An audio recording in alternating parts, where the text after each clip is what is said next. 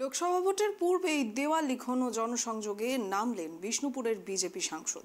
Vote প্রচারের ময়দানে বিষ্ণুপুরের বিজেপির সাংসদ সৌমিত্র খা ইন্দাস ব্লকের বিভিন্ন প্রান্তে গিয়ে তিনি দেওয়াল লিখন করলেন দলীয় কর্মীদের নিয়ে। পাশাপাশি কচিকাচাদের সঙ্গে ক্রিকেট খেলতেও দেখা যায় বিষ্ণুপুরের বিজেপি সাংসদ সৌমিত্র খাকে।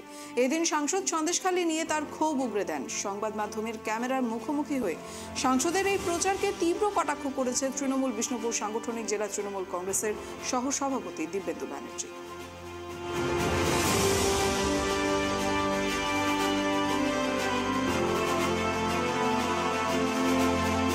জনতা পার্টির প্রচার তো সবসময় করতে হবে। আমাদের নরেন্দ্র মোদীজি এবং আমাদের অমিত শাহজি, জেপি নাড্ডাজি আমাদের নির্দেশ দিয়েছেন দেওয়াল লিখন প্রচার সব কাজ শুরু করতে। আমরা ভারতীয় জনতা পার্টির হয়ে প্রচার করব, এটাতে সারা বছরই চলবে। কথা বলি, মমতা বন্দ্যোপাধ্যায় নিজে কোথাকার মানুষ সেটা হচ্ছে ব্যাপার দেখার। আজকে সন্দেশখালী ঘটেছে, দিনহাটায় ঘটছে, আজকে ডায়মন্ড হারবারে ঘটছে। এরপর লজ্জা করে না মা বোনেদেরকে নিয়ে ছিনিমিনি করতে? রাত্রিবেলায় পিঠে বানানো লজ্জা? মমতা বন্দ্যোপাধ্যায় একজন মুখ্যমন্ত্রী যেভাবে বাংলার মহিলাদেরকে নিয়ে এই ধরনের কথা বলছেন, ধিক্কার জানাচ্ছি। নোংরা একটা দল, তৃণমূল কংগ্রেস একটা নোংরা দল, সেই নোংরা দলটা ওটা পশ্চিমবাংলাকে আবর্জনায় পরিণত করার চেষ্টা করছে। এরকম শেখ শাহজাহানের মতো কত কত জায়গায় ঘুরে বেড়াচ্ছে হয়েছে।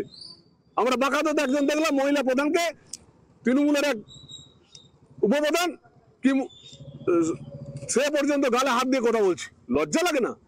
সারা বছর পড়াশোনা করেননি, এখন এসব করছেন। হয়তো নিজের মনের মধ্যেই আশঙ্কা আছে, কেননা গোষ্ঠীদ্বন্দ্বে জরাজীর্ণ একটা দল বিজেপির, প্রচুর কোন্দল দলীয়। তো তিনি হয়তো ভাবছেন যে আমি হয়তো টিকিট পাবো না, সেই আশাতে হয়তো আগের থেকে তিনি দেয়াল লিখন করে একটা নিজের কোলে, নিজের অনুকূলে কিছু আনবার চেষ্টা করছেন হয়তো। কিন্তু তিনি সারা বছর কিছু করেন সংসদ হিসেবে। এখন তিনি নাম ফাম লিখে তিনি হয়তো নিজের অস্তিত্ব প্রকাশ করার চেষ্টা করছেন, যে তার অস্তিত্বকে রক্ষা করার চেষ্টা করছেন প্রাণপণ। সেটা দলের মধ্যেই হচ্ছে, হয়তো দলের মধ্যেই তার অস্তিত্ব সংকটে পড়েছে হয়তো। তার জন্য তিনি দলের মধ্যেই এটা আশঙ্কা করেই আগে থেকে দেয়াল লিখন আরম্ভ করেছেন হয়তো।